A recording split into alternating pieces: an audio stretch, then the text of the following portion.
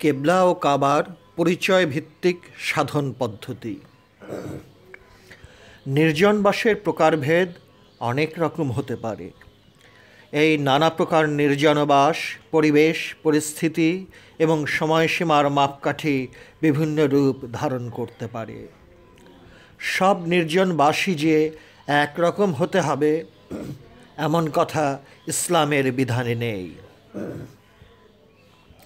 কারণ প্রচণ্ড শীতের দেশগুলোর পরিবেশ অন্যান্য দেশের মতো একরকম হতেই পারে না। সুতরাং নির্জন বাসের প্রশ্নে দুটি সম্পূর্ণ ভিন্ন পরিবেশের প্রয়োগ পদ্ধতিও ভিন্ন হতে বাধ্য, কিন্তু ধ্যানমগ্ন হওয়ার প্রশ্নে এক হতে বাধ্য। তবে ধ্যানের গভীরতার প্রশ্নটিও ব্যক্তিকেন্দ্রিক, কারণ সবার ধ্যানের গভীরতা একরকম হয় না এবং হতেই পারে না। কারণ ধ্যানমগ্ন হওয়ার বিষয়টি একান্ত মনোগত ব্যাপার এবং মনোগত ব্যাপারটি কখনোই একরকম হয় না। আজকের এই আধুনিক যুগে নির্জন সাধনাটি শহরে বাস করা মানুষের পক্ষে একটু কষ্টকর বই কি, তার উপর জীবিকার প্রশ্নটি তো আছেই। যদি নির্জন সাধনার একটি প্রয়োগ পদ্ধতির খুঁটিনাটি নিয়মগুলো বলতে চাই, তাহলে কি সবার পক্ষে একই নিয়মে সম্ভবপর হতে পারে? যেমন ধরুন, নিজের বাড়ি অথবা ভাড়া করা বাসায় নির্জন সাধনা করতে হলে একটি ছোট ঘর নিজের জন্য অবশ্যই রাখতে হবে এবং সেই ঘরটিকে জাহিরি সুরতেও অবশ্যই পাক পবিত্র রাখতে হবে এবং সেই ঘরটিতে অন্য যে কোনো ব্যক্তির প্রবেশ সম্পূর্ণ নিষেধ। এমনকি আপন পুত্রকন্যা তো বটেই, তার উপর নিজের স্ত্রীকে পর্যন্ত সেই ঘরে ঢুকতে দেবেন না। সেই ঘরের সাজানো গোছানো হতে শুরু করে সব কিছুই আপনার নিজের হাতে করতে হবে এবং নির্জন সাধনার সময়টুকু অতিবাহিত হওয়ার পর সঙ্গে সঙ্গে তালা দিয়ে সেই চাবি নিজের কাছে রাখতে হবে। কারণ আপনার মনের অজান্তে যদি কেউ ভুলক্রমে ঢুকে পড়ে তাহলে চলবে না।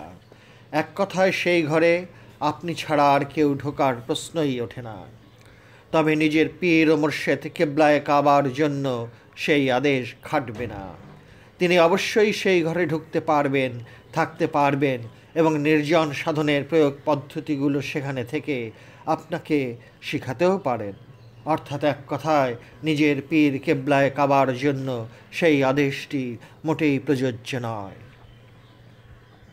আপন পীর ও মুর্শিদই হলো আপনার হাকিকতের কেবলায়ে কাবা। সুতরাং কেবলা ও কাবা বলতে কি বোঝায় সেই বিষয়টি পরে বিস্তারিত ব্যাখ্যা না দিয়ে বোঝাতে গেলে বিষয়টি কিছুটা ঘোলাতে থেকে যেতে পারে।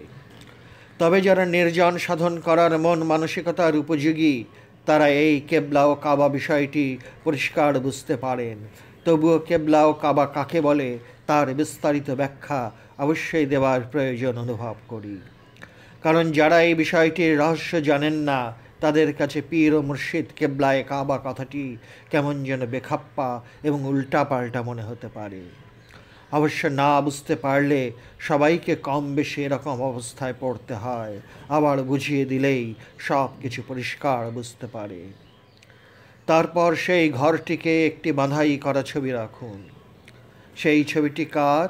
নিজের পীরের ছবি। যদি সামর্থ্য থাকে তবে একটি টেপ রেকর্ডও রাখতে পারেন এবং কিছু ভক্তিমূলক গানের ক্যাসেটও। সেই গানগুলোর ক্যাসেট রাখবেন যে গানগুলো আপনার হৃদয়ে ভক্তির আগুন ধরিয়ে দেয়, তা সে যে ধরনের গান হোক না কেন।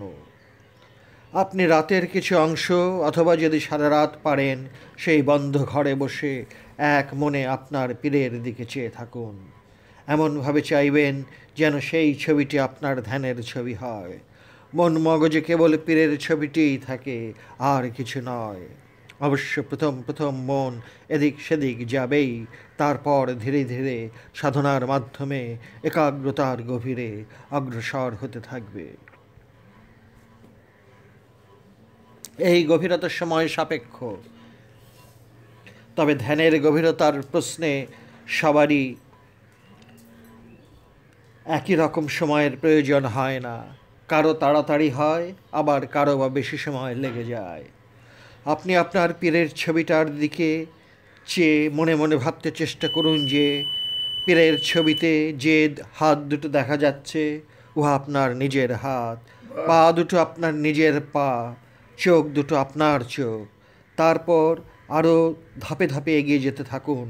এভাবে আপনি মনে করতে চেষ্টা করুন পীরের যে ছবিটি দেখতে পাচ্ছেন উহা আপনার নিজের ছবি, অর্থাৎ আপনার এই দেহটিতে সম্পূর্ণরূপে তিনিই বর্তমান এবং আপনার মন তাঁরই মন। সুতরাং আপনার বলতে আর কিছুই রইল না, সব কিছুতেই তিনি। এই ধ্যানে মগ্ন হতে চেষ্টা করুন, প্রাণপণ চেষ্টা চালিয়ে যান। এই চেষ্টার মাঝে শয়তান প্রচণ্ডভাবে ধাক্কা মেরে সরিয়ে দিতে চাইবে, কারণ এই সাধনেই শয়তানের মৃত্যু ঘণ্টা বাজতে শুরু করে দেয়। আপনি কখনো শয়তানের কাছে হেরে যাবেন, আবার কখনো জিতে যাবেন। এই হার জিতের সাধনায় আপনাকে পাথরের মতো থাকতে হবে অবিচল। শয়তান নাড়াতে চাইবে যত প্রাণপণে, আপনি তার চেয়ে বেশি অবিচল থাকার দৃঢ় প্রতিজ্ঞা নিয়ে অগ্রসর হতে থাকুন। কারণ সব সময় মনে রাখতে হবে যে শয়তান আমার মনের ভিতর বাসা বেঁধে আছে, আর আমি শয়তানের বাসায় আগুন ধরিয়ে দেবার সাধনায় রত আছি। সুতরাং বিরোধ এবং সংঘাত অবধারিত। যেখানে বিরোধ এবং সংঘাত অবধারিত সেখানে জয় পরাজয়ের প্রশ্নটিও অবধারিত। সুতরাং সাধনার গভীরতা যত বেশি হবে শয়তানের অবস্থাও তত খারাপের দিকে যেতে থাকবে। শয়তান কিভাবে চিৎকার শুরু করে দেয় তা হাড়ে হাড়ে টের পেতে শুরু করবেন যখন আপনার সাধনা গভীরের দিকে ধাপে ধাপে অগ্রসর হতে থাকবে। এই সাধনার নামই তাসাব্বুরের শায়েক তথা পীরের ধ্যান করার সাধনা। প্রথম দিকে পীরের ছবির ধ্যান করা খুবই কঠিন মনে হবে, তাই আপনি পীরের দেওয়া জিকির আর ওজিফায় কিছুক্ষণ লিপ্ত থাকুন এবং ধ্যানের পরিবেশ নিজের মধ্যে তৈরি না হওয়া পর্যন্ত জিকির আর ওজিফায় লিপ্ত থাকুন। যদি আপন পীর কোনো জিকির এবং ওজিফা না দেন তাহলে আপনার মন মতো যে কোনো প্রকারের হোক জিকির এবং ওজিফায় লিপ্ত থাকুন এবং কিছুক্ষণ থাকার পর ধ্যানের সাধনায় যেতে চেষ্টা করুন। পীরের এরকম ধ্যান করা সবচাইতে কঠিন বিষয়, অথচ বলতে গেলে মনে হবে কত সহজ, কারণ ধ্যান বিষয়টি হলো একান্ত মনের বিষয়।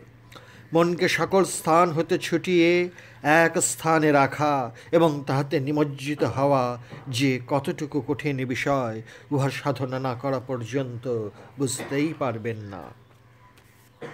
কারণ এই মন এত চঞ্চল এবং এত দ্রুত গতি সম্পন্ন যে এক বিষয় হতে অন্য বিষয়ে এমনভাবে ছুটে চলে যে তা টের পেতে না পেতেই ছুটোছুটির রং তামাশাগুলো সুন্দর বুঝতে পারবেন এবং মনের অজান্তে সাধনা করতে গিয়ে আপনি ফক করে হেসে ফেলবেন আপনার মনের এই ছুটোছুটির রূপ দেখে। দিনে দিনেই আপনি গভীরতার দিকে এগিয়ে যেতে থাকবেন। তারপর আপনি অনেক দূর পর্যন্ত এগিয়ে যাওয়ার পর দেখতে পাবেন যে আপনি এক ধাপ উপরে উঠে গেছেন এবং এক ধাপ যে উপরে উঠেছেন তা পরিষ্কার বুঝতে পারবেন, কারণ এই ধাপটি বড়ই লোভনীয় ধাপ।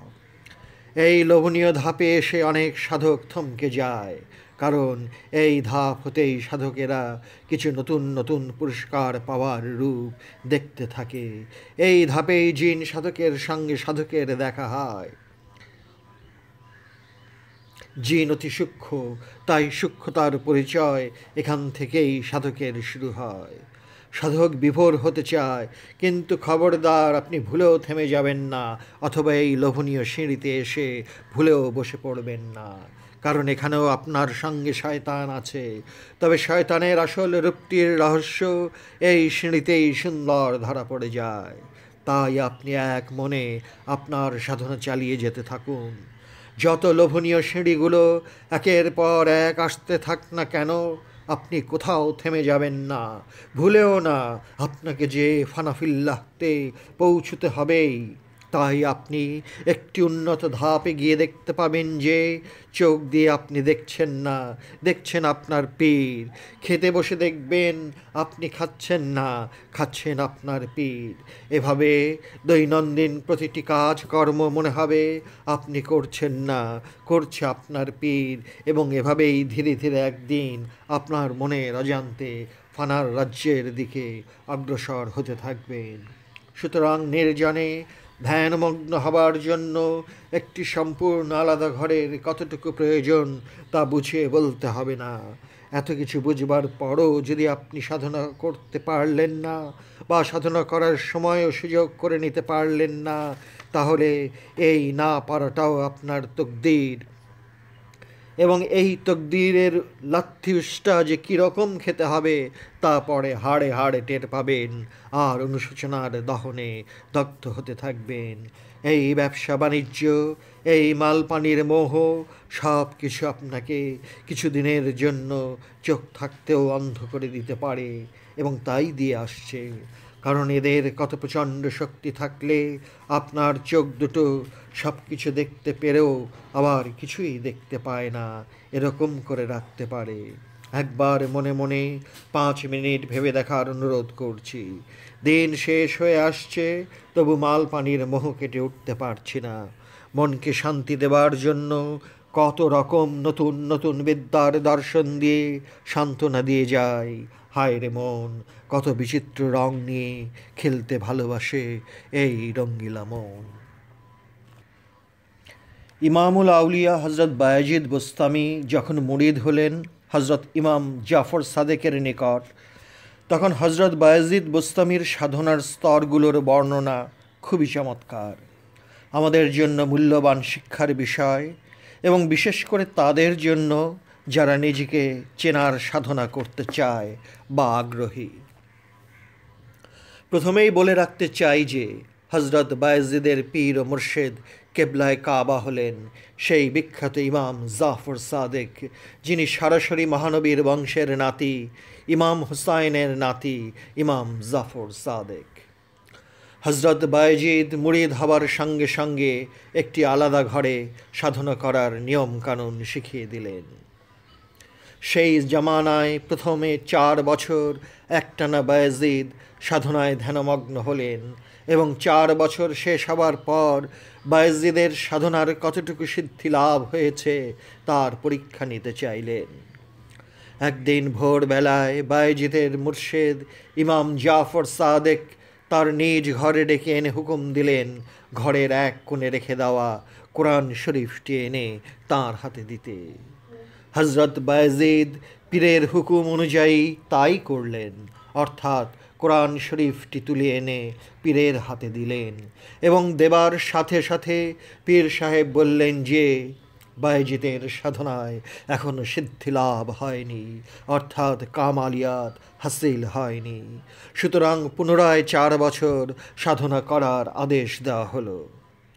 হজরত বায়েজিদ কোনো কিছু না বলে পীরের হুকুম মান্য করে আবার একটানা 4 বছর সাধনায় ধ্যানমগ্ন হলেন, এবং পুনরায় 4 বছর করার পর পীর সাহেব বায়েজিদকে ডেকে আপন ঘরে এনে সেই 4 বছর আগের পুরাতন একই হুকুম দিলেন ঘরের কোণে রাখা কোরআন শরীফটি এনে দিতে। হজরত বায়েজিদ পীরের হুকুম অনুযায়ী তাহাই করলেন, এবং এতে ইমাম জাফর সাদেক বললেন যে বায়েজিদের সাধনায় এখনও সিদ্ধি লাভ হয়নি, অর্থাৎ কামালিয়াত হাসিল হয়নি। সুতরাং পুনরায় 4 বছর সাধনা করার আদেশ আবার দেওয়া হলো। হজরত বায়েজিদ কোনো কিছু না বলে পীরের হুকুম শিরোধার্য মনে করে আবার একটানা 4 বছর সাধনায় ধ্যানমগ্ন হলেন, এবং সাধনার প্রচণ্ডতা আগের চেয়ে বেশি বাড়ানো হলো, এবং 4 বছর সাধনা করার পর পীর সাহেব বায়েজিদকে ডেকে আপন ঘরে এনে সেই একই হুকুম আবার দিলেন ঘরের কোণে রাখা কোরআন শরীফটা এনে দিতে। পীরের আদেশ অনুযায়ী বায়েজিদ ঘরের কোণ হতে কোরআন শরীফ আনতে গেলেন, কিন্তু খালি হাতে পীরের সামনে এসে হাজির হওয়াতে পীর সাহেব খালি হাতে ফেরত আসার কারণ জিজ্ঞাসা করলেন। হজরত বায়েজিদ ভয়ে ভয়ে পীর সাহেবকে বললেন যে তিনি ঘরের কোথাও কোরআন শরীফ দেখতে পেলেন না, তাই খালি হাতে ফেরত আসতে হয়েছে। হজরত ইমাম জাফর সাদেক বললেন, কেন? ওই তো কোরআন শরীফটি রাখা আছে, যাও নিয়ে আসো। পুনরায় কোরআন শরীফ আনতে গেলেন, কিন্তু খালি হাতে ফেরত আসতে পীর সাহেব অবাক হয়ে প্রশ্ন করলেন, কেন খালি হাতে আসা হলো? এবার বায়েজিদ ভয়ে ভয়ে উত্তর দিলেন এই বলে যে তিনি ঘরের কোথাও কোরআন শরীফ দেখতে পাচ্ছেন না।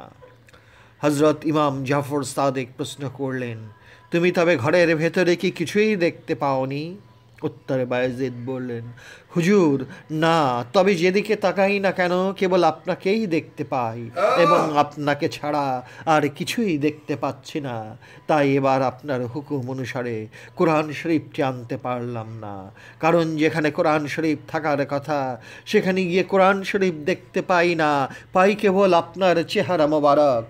তাই অগত্যা বাধ্য হয়ে আমাকে ফেরত আসতে হলো এবং এজন্য আমি খুবই লজ্জিত এবং ক্ষমা প্রার্থী।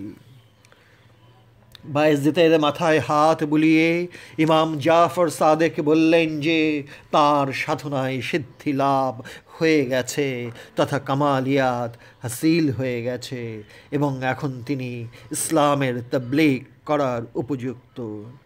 সুতরাং ইসলামের তাবলীগ তথা দাওয়াত দেওয়ার কাজে লিপ্ত থাকা সমীচীন বলে বিদায় করে দিলেন। ইসলামের তাবলীগের জন্য বায়েজিদ দেশ হতে দেশান্তরে ঘুরে বেড়াতে লাগলেন এবং এই তাবলীগের ফলে লক্ষ লক্ষ মানুষ ইসলাম ধর্ম গ্রহণ করেন। অধম লেখক কোনো কটাক্ষ করে বলছি না অথবা সমালোচনাও করতে চাই না, কেবল এটুকুই বলতে চাই যে হজরত বায়েজিদের তাবলীগ আর আজকের এই বিংশ শতাব্দীর তাবলীগের মধ্যে কত বিরাট পার্থক্য কি দেখতে পাই না। নিজের নেই কোনো ঠিকানা আর আত্মপরিচয়ের সাধনালব্ধ জ্ঞান, অথচ অন্যকে আদেশ আর উপদেশ দিতে পারি অনেক। সেই মহানবীর সময় বদরের যুদ্ধটির কথা মনে পড়ছে। হজরত ওমর ফারুক সেই যুদ্ধে অংশগ্রহণ করে নিজের আপন মামাকেও হত্যা করেছিলেন, কারণ তার মামা মহানবীর বিরুদ্ধে যুদ্ধ করতে এসেছিলেন। আর আজ আমরা কোথায় নেমে এসেছি? সেই মহানবীর বদরের যুদ্ধকে কেন্দ্র করে এই বিংশ শতাব্দীর কিছু মুসলমান নামধারীরা আল বদর বাহিনী নাম দিয়ে কি জঘন্য একটি কলঙ্কের অধ্যায় রচনা করে গেল এই বাংলার মাটিতে। উভয়টির নাম যদিও এক, কিন্তু কাজের বেলায় দুটোর ব্যবধান কত আকাশ আর পাতাল। অধম লেখকের আজও মনে আছে যে কুষ্টিয়া জেলার এক কুখ্যাত ডাকাত ধরা পড়ার পর সেই ডাকাতের নামটি খবরের কাগজে পড়ে কিছুক্ষণ থতমত খেয়েছিলাম, কারণ সেই কুখ্যাত ডাকাতটির নাম ছিল হযরত আলী। উভয়ের নাম যদিও এক, কিন্তু কাজের বেলায় দুটোর ব্যবধান কত আকাশ আর পাতাল। এভাবেই বুঝি আমরা ধোঁকা খাই এবং এরকম ধোঁকা কতদিন যে আমাদের খেতে হবে তা জানি না। প্রতারকের ধোঁকায় পড়ে যেমন অনেকে সব কিছু হারিয়ে বসে এবং এই হারাবার যাতনায় তিলে তিলে বাধ্য হয়ে জ্বলতে হয়, সেরকমভাবে কি আমাদের তিলে তিলে জ্বলতে হবে এবং এই তিলে তিলে জ্বলার নামটিও কি তকদিরের লেখা বলবো? সাধনার তৃতীয় স্তরে হজরত বায়েজিদ আপন পীর ও মুর্শিদ কেবলায়ে কাবাকে ছাড়া আর কিছুই যখন দেখতে পেলেন না, তখনই কামালিয়াত হাসিল হয়ে যাবার উপদেশটি পাওয়া গেল। পীর পূজারক মাওলানা জালাল উদ্দিন রুমি, যিনি মানুষের রচিত আর একটি কোরআন মসনবী শরীফ রচনা করে গেছেন, তিনিও এই স্তরের সাধনাকে লক্ষ্য করে সাধকদের উপদেশ দিয়েছেন এই বলে যে পীরের জাতই আল্লাহর জাত এবং এই এক রূপে যারা দেখতে পায়নি তারা মুরিদ হয়নি, তারা মুরিদ হয়নি, তারা মুরিদ হয়নি। পীরেরা জাতে খোদা এক নদীদ, নাই মুরিদু, নাই মুরিদু, নাই মুরিদু। বিখ্যাত পীর পূজারক হজরত হাফিজ সিরাজিও এই সাধনার পূর্ণ সমর্থন দিতে গিয়ে সাধকদের লক্ষ্য করে উপদেশ দিচ্ছেন, মদ দিয়ে নামাজের মুসাল্লাকে রঙিন করো যদি তোমার কামেল পীর বলেন, কেননা গন্তব্যস্থানের নিয়ম কানুন ও রাস্তা কামেল পীরের অজানা নয়। বমায় সজ্জাদা রঙিন কুন গারাত পীরে মোগা গায়েদ, न साले के बेखबर न बुद যে রাহ ওয়েস মে মঞ্জিলহা। যার সাধনা আল্লাহকে পাবার সাধনা, এবং যে বা যারা আল্লাহকে পাবার সাধনা করতে চায় বা আগ্রহী, তাদেরকে লক্ষ্য করে পীর পূজারক হাফিজ সিরাজি উপদেশ দিচ্ছেন এই বলে যে, ওগো হাফিজ, যদি তুমি হুজুরি তথা কামালিয়াত হাসিল করতে চাও তবে আপন পীর হতে দূরে থেকো না। যদি তার দর্শনের আকাঙ্ক্ষা থাকে, যার সঙ্গে তোমার ভালোবাসা, তাহলে তুমি দুনিয়া এবং দুনিয়াতে যা কিছু আছে তা ছেড়ে দাও। হুজরিগার হামি খাহি আজু গায়েব মশ হাফেজ মাতা মতলকা মন্তহওয়া দাই দুনিয়া আমহেল হো। কামালিয়াত হাসিল করার সাধনা এবং রহস্য যারা বোঝে না বা বুঝতে চায় না, তারা তো অতি সাধারণ মানুষ, এবং এই সাধারণ মানুষগুলো যেন মাঠে ময়দানে বিচরণকারী ভেড়ার পালের মতো। তাই পীর পূজারক হজরত হাফিজ সিরাজি সাধকদেরকে বলছেন, যারা সত্যকে বোঝে না তাদের মাথা যেন তোমার মাঠের ভেড়ার মাথার মতো। কাহে সেরে হক নাশে নাসা গোয়ে ময়দানে সুমা। আপন পীর ও মুর্শিদ কেবলায় কাবাকে লক্ষ্য করে হাফিজ সিরাজি বলছেন, যদিও আমি দেহ থেকে দূরে, কিন্তু হৃদয় হতে মোটেই দূরে নই। গারচে দূরেম আজ বেসাতে করবে হামত দূর নিস্ত। রহস্যলোকে প্রবেশ করতে হলে নিজের পীর মুর্শিদ ছাড়া আর কোনো পথ নেই এবং উপায়ও নেই। কারণ রহস্যলোকের জ্ঞান এই পথে অগ্রসর না হতে পারলে অর্জিত হয় না। সাধারণ বিদ্যাবুদ্ধি পুস্তক পাঠ করলেই অর্জন করা যায়, এবং এই বিদ্যাবুদ্ধি সবাই কম বেশি অর্জন করতে পারে, কিন্তু রহস্যলোকের জ্ঞান অর্জন করার ভাগ্য খুব কম লোকেরই হয়ে থাকে। তাই পীর পূজারক হজরত হাফিজ সিরাজি সাধকদেরকে লক্ষ্য করে বলছেন, হাফিজ প্রার্থনা করছে, তোমরা শোনো এবং কবুল করতে বলো, আমার খোরাক হোক তোমার ওই রূপ ছড়ানো মিষ্টি লাল ঠোঁট। মিকুনাদ হাফিজ দোয়ায়ে বিষ্ণু আমিনে বগো রুজিয়ে মা বদলালে শক্কর আফশানে সুমা। হজরত বায়েজিদ সাধনার তৃতীয় স্তরে যেমন আপন পীরকে ছাড়া আর কিছুই দেখতে পাননি, সেই একই কথা হজরত হাফিজ সিরাজিও সাধকদেরকে লক্ষ্য করে বলছেন, আপন পীরের নিরময় স্রোত দেখতে পাচ্ছি সবখানে, বাহার সুরত জমালে ইয়ারে দিদাম।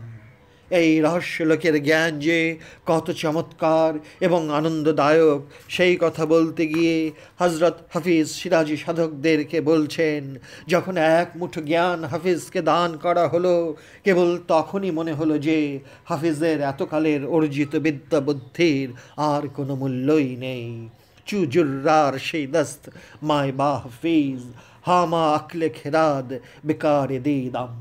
হজরত হাফিজ সিরাজির মতো এই একই উপদেশ বিভিন্ন ভাষায় বিভিন্ন স্টাইলে সাধকদেরকে দিয়ে গেছেন হজরত বু আলী শাহ কলন্দর, হজরত আমির খসরু, হজরত নিজামুদ্দিন আউলিয়া, হজরত নসিরুদ্দিন চিরাগে মাহমুদ দেহলিয়া, হজরত আলাউদ্দিন কালিয়ার সাবেরি, হজরত কুতুবুদ্দিন বখতিয়ার কাকি, হজরত উসমান হারুনি বাক্কা, হজরত বাকি বিল্লা, হজরত বাবা ফরিদ এবং আরও অনেকে। তাঁদের তবলিগের দরুনি তথা ইসলামের দাওয়াত দেবার এবং কবুল করার দরুন আজ আমরা পাক ভারতে মুসলমানদের অস্তিত্ব অনুভব করি। কারণ আমার মতো মোল্লা যদি 7 রাত 7 দিনও অন্য ধর্মের এলাকায় গিয়ে ওয়াজ নসিহাত করি, তাতে একজনেরও মুসলমান হওয়াতে দূরে থাক শুনবার আগ্রহটি থাকে কিনা তাতে পূর্ণ সন্দেহ আছে, এবং আমার এই বক্তব্য অতি বাস্তব কথা। যারা ইসলামের আসল রূপটি দেখতে ও জানতে চায় তাদের পক্ষ হয়ে আমাদের একমাত্র সরকারি ধর্মীয় প্রতিষ্ঠান ইসলামিক ফাউন্ডেশনকে আকুল আবেদন করছি, এই ওলিয়ে কামেলদের পীর পূজার রচনাগুলো বাংলা ভাষায় অনুবাদ করতে, এবং সেই অনুবাদে যেন অনুবাদকের গন্ধ না থেকে একদম নিরপেক্ষ অনুবাদ হয়। পীর পূজার রহস্য এবং গভীরতা সবার মগজে প্রবেশ করা চারটিখানি কথা নয়। স্থূল দৃষ্টির মাপকাঠিতে পীর পূজার কথাটি শুনলে শিরক বেদাতের গন্ধ পাবার সম্ভাবনা থাকে 16 আনা। এজন্যই পীর পূজারকদের প্রত্যেককে একটি খাসা টাইটেল দেওয়া হয়েছে। সেই খাসা টাইটেলটির নাম হলো কাফের।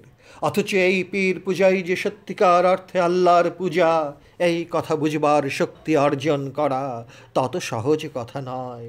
ল অব রিলেটিভিটি এবং অত্যাধুনিক কোয়ান্টাম মেকানিজমের মতো সাংঘাতিক কঠিন অঙ্কগুলোর রহস্য কি স্কুলের ছাত্রছাত্রীদের পক্ষে বোঝা সম্ভব? স্কুলের ছাত্রছাত্রীদের পাতে দিতে গেলে কি পাগল বলবে না? অথচ বিজ্ঞানের জয়যাত্রার চমক লাগিয়ে দিচ্ছে এই সাংঘাতিক কঠিন, যাহা সাধারণের মাথায় ঢুকানোর প্রশ্নটাকেই পাগলামি বলা হয়, সেই সব থিওরির উপর ভিত্তি করে। এসব থিওরি হতেও যদি আধ্যাত্মিক জ্ঞানী হওয়া কঠিন না হয়, তাহলে মহানবীর কথা তো বাদই দিলাম, কোনো নবী সবার জন্য শিক্ষাগুরু হতে পারেন না। হাতের আঙুলের ইঙ্গিতে চাঁদ দুটুকরো হয়ে যাওয়া এবং পরে জোড়া লাগানোর জ্ঞান এখনও অত্যাধুনিক বিজ্ঞানের কাছে কল্পনা বলে মনে হয়।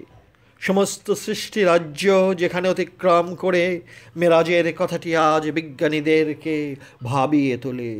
যীশুখ্রিস্টের সশরীরে প্রথম আকাশ অতিক্রম করে 4 আসমানে যাওয়ার কথাটি আজকের বিজ্ঞানীদেরকে অবাক করে।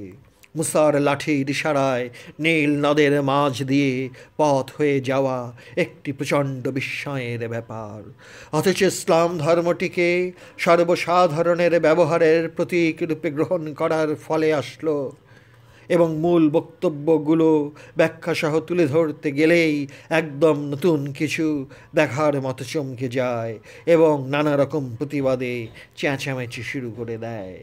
গোড়ামি সব কিছু বুঝে গেছি মার্কা তথাকথিত মোল্লাতন্ত্রকেই ইসলামের মূল মন্ত্র ভেবে অনেকেই ধর্ম বিষয়টিকে পাশ কেটে চলেন, দেখেও না দেখার ভান করতে বাধ্য হন, কারণ তারা মোল্লার দাঁড়িপাল্লায় মহানবী মোহাম্মদকে মাপতে চান এবং মাপতে চান অন্যান্য নবীদেরকে একই রকম দৃষ্টির দর্শন দিয়ে। অথচ যে কথাগুলো মূল এবং আসল বিষয়, সেগুলোর দাম সাধারণ সমাজে কোনো দিন হয়নি এবং এখনও তাই আছে। তবে আগের চেয়ে মানুষ এখন গ্রহণ করার মানসিকতা অনেকখানি অর্জন করতে পেরেছে এবং অদূর ভবিষ্যতে সবাই কম বেশি আসল বিষয়টির মূল্য দিতে পারবে। কাবা সম্পর্কে আলোচনা। পীর পূজার রহস্য শয়তানের মতো চালাকও বুঝতে পারেনি। তাই শয়তান ভুল করে বলেছিল যে সে আল্লাহর পূজা করবে, কিন্তু আদমকে সেজদা দিতে পারবে না। বাংলাদেশের বুকে পীর পূজার দর্শনটি যিনি চির উজ্জ্বল রত্নের মতো আলো ছড়িয়ে দিয়ে গেছেন, তার নাম লালন ফকির। লালন গীতির প্রচণ্ড প্রভাব যেদিন বাংলার মাটি হতে মুছে যাবে, কেবল সেদিনই ইসলামের নামে চলবে আজব আইন। এজন্যই বোধ হয় আল্লামা ইকবাল দুঃখ করে বলেছিলেন যে বেহেশত বানিয়েছ ওটা মোল্লাদেরকে দিয়ে দাও, কিন্তু আমি তোমার রহস্যের মাঝে ডুবে যেতে চাই। আমরা অনেকেই খেয়াল করি না, এবং যদি একটু খেয়াল করে দেখি তাহলে দেখতে পাই যে মহানবী হেরা পর্বতের এক নির্জন গুহার মধ্যে সাধনায় ধ্যানমগ্ন হয়ে লাভ করলেন সিদ্ধি তথা কামিয়াব হলেন। অথচ মহানবীর বাড়ির অতি নিকটে মসজিদুল হারাম তথা কাবা শরীফ থাকতেও কেন তিনি দূরের দুর্গম হেরা পর্বতের গুহায় সাধনা করতে গেলেন? আরও অবাক হবার কথা হলো, আল্লাহর ঘর বলে কথিত কাবা শরীফে হজরত জিব্রিল না এসে বরং সেই হেরা পর্বতের নির্জন গুহাতে দেখা দিলেন এবং সেখানেই সর্বপ্রথম কেন হি নাজিল করলেন? সমস্ত মুসলমানদের যে কেবলায় কাবা, যাকে আমরা আল্লাহর ঘর বলে জানি এবং মেনে আসছি, সেই মহাপবিত্র আল্লাহর ঘর তথা কাবা শরীফ মহানবীর বাড়ির কাছে থাকা সত্ত্বেও মহানবী কেন দূরের হেরা পর্বতের গুহায় ধ্যান সাধনা করতে গেলেন? আর আল্লাহর দূত হজরত জিব্রিল কেন বা জেনে শুনে আল্লাহর ঘর কাবা শরীফ ফেলে হেরা পর্বতের গুহায় মহানবীকে কেবল দেখাই দিলেন না, বরং মহাপবিত্র কোরআনুল করিমের প্রথম বাণী, যাকে আমরা ওহি বলি, সেই প্রথম ওহি কেন নাজেল করলেন? এই কথাগুলোর রহস্য তথা মারেফত যিনি বা যারা বুঝতে পেরেছেন অথবা ধরতে পেরেছেন, তারা মারিফতের দিকে এগিয়ে যাবার কম বেশি আগ্রহ প্রকাশ করবেই। আর যারা এর রহস্য বুঝতে পারে না, তারা আনুষ্ঠানিকতার বাড়াবাড়ি নিয়েই ব্যস্ত থাকবে এবং থাকে। পাঠকদেরকে অধম লেখকের কথাগুলো একটু বুঝবার জন্য অনুরোধ করা হলো।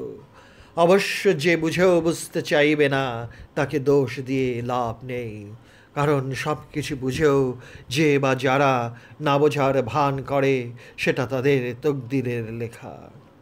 খাজা বাবা এই সমস্ত ঠেঁটা এবং ঘাড় মগ্রাদেরকে আল্লাহর হাতে ছেড়ে দেওয়ার উপদেশ দিয়েছেন। সুতরাং এই তকদিরের খেলা জোর করে খণ্ডাতে যাওয়াও বোকামি এবং এক ধরনের পাগলামি।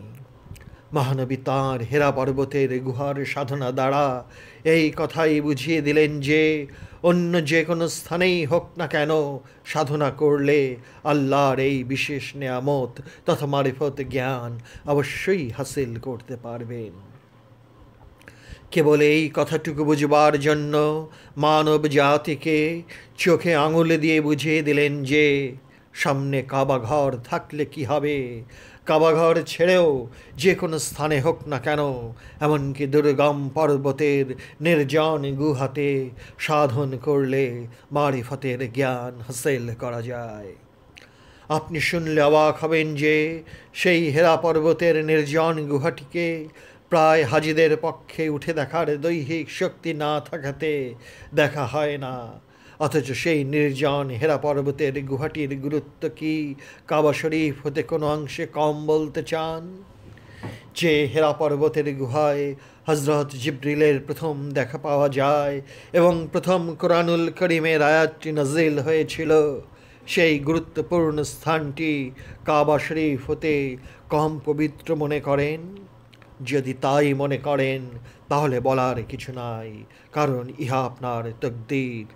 তকদির অদৃশ্যভাবে আপনার মনকে যে আদেশ করবে, উহা মান্য করতে আপনি বাধ্য। অথচ ইহা যে তকদিরের খেলা, উহা ধরতেই পারবেন না।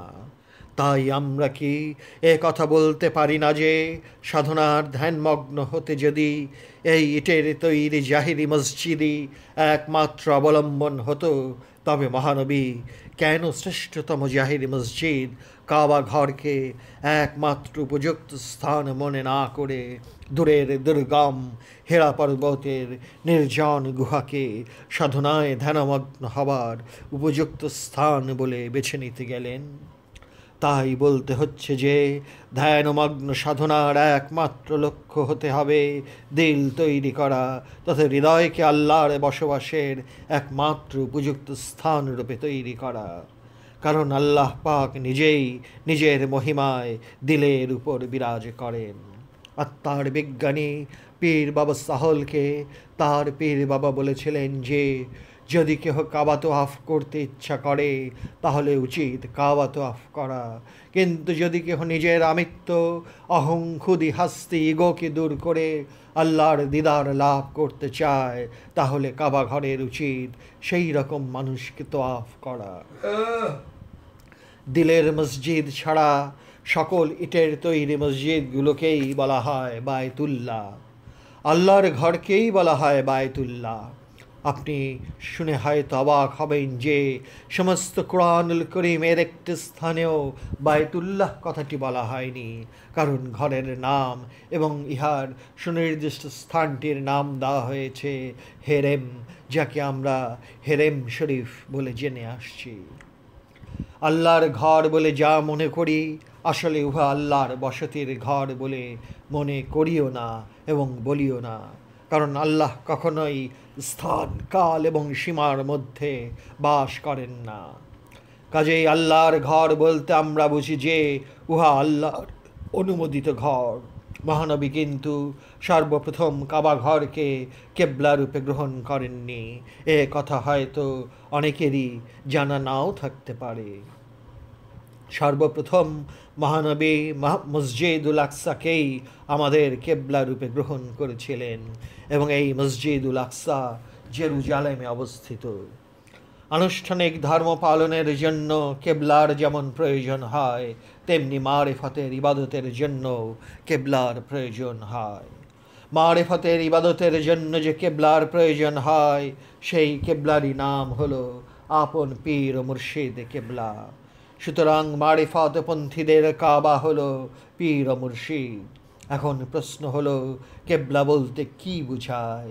কেবলা হলো লক্ষ্য নির্ধারণ করা, লক্ষ্যে পৌঁছবার জন্য উপলক্ষ অথবা মাধ্যমের প্রয়োজন। মদিনাতে হিজরত করার পরও মসজিদুল আকসাই আনুষ্ঠানিক ধর্ম পালনের জন্য কেবলা রূপে চালু ছিল। মসজিদুল আকসাকে 1 বছর 4.5 মাস পর্যন্ত মদিনাতে হিজরত করার পরও কেবলা রূপে গ্রহণ করা হয়েছিল। তারপর আল্লাহর নির্দেশ মসজিদুল হারামকে কেবলা রূপে গ্রহণ করা হয়। এজন্যই মহানবীকে 2 কেবলার ইমাম বলা হয় এবং মহানবীর আর এক নাম হলো ইমামুল কেবলাতাইনি। কাজেই মহানবীর উম্মত হিসেবে মসজিদুল আকসা এবং মসজিদুল হারাম এই উভয়ই আমাদের কেবলা। হাকিকতে তথা চরম সত্যের প্রশ্নে কিন্তু কেবলা মূলত এক। আল্লাহর নূর বা জ্যোতির বিকাশ এবং প্রকাশ যেখানে হয়, অর্থাৎ নূরে মুহাম্মদী অথবা নূরে ঈসা অথবা নূরে ইব্রাহিম অথবা যে নামেই বলা হোক না কেন, সেই নূর বা জ্যোতির প্রকাশ এবং বিকাশ যেখানেই অথবা যার উপর হয়ে থাকে, উহাই হলো আসলে কেবলা তথা প্রকৃত কেবলা। এই জন্যই কুরআনুল করিমের সূরা বাকারার 177 নম্বর আয়াতে আল্লাহ বলেছেন, আনতুয়াল্লু ওয়াজুহাকুম মাশরিকি ওয়াল মাগরিবি ওয়ালাকিন্নাল বিররা মান আমানা বিল্লাহি, অর্থাৎ পূর্ব অথবা পশ্চিমে কেবলার দিকে মুখ ফেরানোর মধ্যে কোনো পুণ্য নাই, কিন্তু পুণ্য বা কল্যাণ হলো যিনি আল্লাহতে ঈমান এনেছেন। অবশ্য ধর্মের অনুষ্ঠান পালন করার জন্য সমবেতভাবে সবার জন্য একটি নির্দিষ্ট কেবলার প্রয়োজন অত্যাবশ্যক, এবং মহানবীর উম্মতদের জন্য সেই সুনির্দিষ্ট কেবলাটির নাম হলো মসজিদুল হারাম, যাকে আমরা কাবা শরীফ বলি। কুরআনুল করিমের সূরা বাকারার 142 আয়াতে আল্লাহ বলছেন, সাইয়াকুলুস সুফাহাউ মিনান নাসে মা ওয়াল্লাহুম আন কিবলাতিহিমুল্লাতি কানু আলাইহা কুলিল্লাহিল মাশরিক ওয়াল মাগরিব ইয়াহদি মাইয়াশাউ ইলা সিরাতিম মুস্তাকিম। জনতার মাঝে যারা বোকা তথা অজ্ঞ তথা নির্বোধ, তারা বলবে যে তাদের আগের কেবলা যাহা তার অনুসরণ করে আসছিল, তা থেকে কিসে তাদের মুখ ফিরিয়ে নিল? বলে দিন, পূর্ব পশ্চিম আল্লাহর জন্য। তিনি যাকে ইচ্ছা করেন সিরাতুল মুস্তাকিমের দিকে হেদায়েত করেন। কেবলার ওপর যাদের প্রকৃত জ্ঞানের অভাব আছে, তারাই কেবল এরকম বোকা কথা বলে বোকামির পরিচয় দিয়ে যায়। কীরকম বোকামির কথা? জনতার মাঝে যারা বোকা বলে পরিচিত, কেবল তারাই বলতে চায় যে এতকাল যাবৎ আমরা যে কেবলার অনুসরণ করে আসছিলাম, সেই কেবলার পরিবর্তন করার কি এমন প্রয়োজন হলো? এই প্রশ্নটির উত্তর আল্লাহ এমন সুন্দরভাবে দিয়েছেন যে ভাবতেও অবাক লাগে। আল্লাহ বলেছেন যে পূর্ব এবং পশ্চিম দুটোই তাঁর জন্য, অর্থাৎ সবগুলো দিকই হলো আল্লাহর জন্য, অর্থাৎ সহজ কথায় সব দিকেই তিনি আছেন। সুতরাং এতে বিচলিত হবার কি থাকতে পারে? মানুষের জন্য এরকম দিক কোনো কাম্য বিষয় হতে পারে না বলেই পূর্ব এবং পশ্চিম আল্লাহর জন্য বলতে হলো, অর্থাৎ সবগুলো দিকই আল্লাহর জন্য। এই কথাটি পরিষ্কার করে বুঝিয়ে দিতে চেয়েছেন। আর একটি বিষয় ভালো করে লক্ষ্য করলে দেখতে পাই, আল্লাহ তার পরের আয়াতেই হেদায়েতের কথা বলছেন। এই হেদায়েত কথাটির দ্বারা পরিষ্কারভাবে বুঝাতে চেয়েছেন যে পূর্ব এবং পশ্চিমের বিষয়টি নিয়ে ঝামেলা তৈরি করে কোনো পুণ্য বা কল্যাণ লাভ করা যায় না। সত্যিকার লাভ হয় হেদায়েতে, এবং এই হেদায়েতই হলো আল্লাহর হাতে। সুতরাং হেদায়েতই হলো একমাত্র কাম্য বিষয়। আল্লাহ যাকে খুশি তাকেই হেদায়েতের পথ দেখান, যে পথে নফস বিরাট ধৈর্য ধারণ করার মতো অটল অচঞ্চল অবস্থায় মানসিকভাবে তৈরি হয়ে থাকতে পারে। ধ্যানমগ্ন সাধনায় আপন অস্তিত্বের ভেতরে আমিত্বের ছায়া দূর করে আপনার প্রকৃত পরিচয় লাভ করাই হলো প্রকৃত কাম্য বিষয়। কিন্তু ধ্যানমগ্ন সাধনায় সাধক নিজে চেষ্টা করেও আপনার প্রকৃত পরিচয় পেতে পারেন না, যদি না আল্লাহর রহিম রূপী রহমতের সাহায্য পাওয়া যায়। আল্লাহর সাহায্য ছাড়া সাধকের পক্ষে রহস্যলোকে প্রবেশ অসম্ভব। তাই সাধক কেবল মসজিদুল হারামের একটি পরিবেশ অথবা সেরকম অবস্থা বা হাল তৈরি করে নিতে পারে মাত্র, এবং সাধকের কর্তব্যও হলো এই পর্যন্ত। তারপর মুক্তির প্রশ্ন তথা হেদায়েত বা পরিচালনার প্রশ্নটি সম্পূর্ণভাবে নির্ভর করে আল্লাহর উপর। এই বিষয়টির বেলায় যুক্তি, তর্ক এবং আইনের ধারাগুলোর কোনো মূল্যই দেওয়া হয়নি, কারণ আল্লাহ যাকে খুশি তাকেই সরল পথ দেখিয়ে থাকেন। কথাটি পরিষ্কারভাবে ঘোষণা করা হয়েছে কুরআনুল কারীমে। সুতরাং ইশক তথা প্রেমকেই কি হেদায়েতের পথেও বলতে পারি? না, তাও পারি না। এর সঠিক উত্তর অধম লেখকের জানা নাই। কুরআনুল কারীমের সূরা ইউনূসের ৮৭ নম্বর আয়াতে আল্লাহ বলেছেন, ওয়া আওহাইনা ইলা মূসা ওয়া আখিহি আন তাবাউয়া লিকাউমিকুমা বিমিসরা বুয়ুতাও ওয়াজআলু বুয়ুতাকুম কিবলাতাও ওয়া কিমুস সালাতা ওয়া বাশশিরিল মুমিনিনা। এবং আমরা মূসা এবং তার ভাইয়ের প্রতি ওহী দিলাম, মিশরে তোমাদের কওমের জন্য ঘর তৈরি করো এবং তোমাদের ঘরগুলোকে কেবলা করো এবং কায়েম করো সালাত এবং মুমিনদিগকে সুসংবাদ দাও। সুতরাং যদিও মূলত কেবলা এক এবং একেরই দর্শন প্রতিভাত হয়ে আসছে, তবু কোরআনের এই আয়াতে কেবলাকে এক রূপে পাই না। এখানে বহু কেবলার কথাটি পরিষ্কার ভাষায় প্রকাশিত হয়েছে, কারণ ঘরগুলোকে কেবলা করার আদেশ দেওয়া হয়েছে এবং হযরত মূসার অনেক উম্মতের জন্য অনেক ঘর তৈরি করতে হয়েছে। এখানে বিশেষ করে একটি বিষয় ভালো করে লক্ষ্য করলে দেখা যায় যে একটি ঘরকে কেবলা তৈরি করতে আদেশ দেওয়া হয়নি, আদেশ দেওয়া হয়েছে যতগুলো ঘর তৈরি করা হয়েছে সবগুলোকে কেবলা করতে। আমরা সহজ সরল অর্থ করলে এই কথাটি পরিষ্কার বুঝতে পারি। সুতরাং মূলত কেবলা কখনো এক, আবার কখনো দুই, আবার কখনো অগণিত। দুই কেবলার কথা আমরা জানি এবং জেনে আসছি যে জেরুজালেমের মসজিদুল আকসাও একটি কেবলা, কারণ মহানবী 1 বছর 4 মাস 15 দিন মসজিদুল আকসাকেই কেবলা রূপে গ্রহণ করেছিলেন। অবশ্য পরে আল্লাহর নির্দেশে কাবা ঘরকে কেবলা রূপে গ্রহণ করা হয়, কিন্তু কোরআনের এই আয়াতে এই দুইটি বিখ্যাত কেবলার কথা না বলে প্রত্যেকের ঘরকে কেবলা করার আদেশ দিলেন। এই আদেশের রহস্য অনুধাবন যারা করতে পেরেছেন তারা কেবলার আসল পরিচয়টিও পরিষ্কার বুঝতে পেরেছেন। কোরআনের এই আয়াতে অনেক রকম গোজামিল দেওয়া অর্থ করা যেতে পারে, তবে সেই গোঁজামিলের অর্থ যদি নিজের প্রবৃত্তির খায়েশ মেটানোর আশায় অথবা মনের ভিতর সাজানো চিন্তাগুলোর অঙ্ক মিলানোর জন্য করা হয়, তবে সেই অর্থ করা জেনে শুনে ভণ্ডামি করারই নামান্তর। আর যদি আন্তরিকতার সঙ্গে এই আয়াতের অর্থ করতে গিয়ে ভুল হয় তবে মার্জনীয়, তবে সেই ভুলকে আমরা আন্তরিকতার সঙ্গে বাদ দেব এবং কোনো প্রকার কটাক্ষ করা অথবা অশালীন মন্তব্য করা মোটেই শোভনীয় হবে না।